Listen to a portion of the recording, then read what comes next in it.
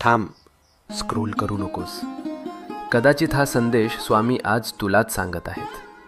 आपण सगळे प्रार्थना करतो ना, रात्री उशीवर डोकं ठेवल्यावर मनातलं सगळं देवाला सांगतो आणि मनापासून अपेक्षा करतो की उद्या काहीतरी बदल होईल.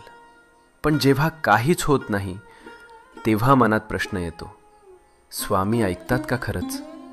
ऐक, स्वामी नेहमी उत्तर देतात. फक्त उत्तराची वेळ आणि भाषा आपल्याला लगेच कळत नाही.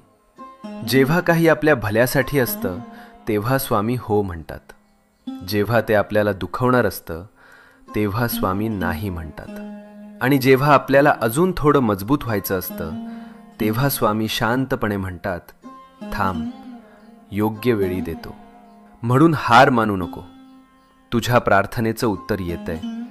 फक्त थोडा विश्वास, थोडा धीर, मनात शांतपणे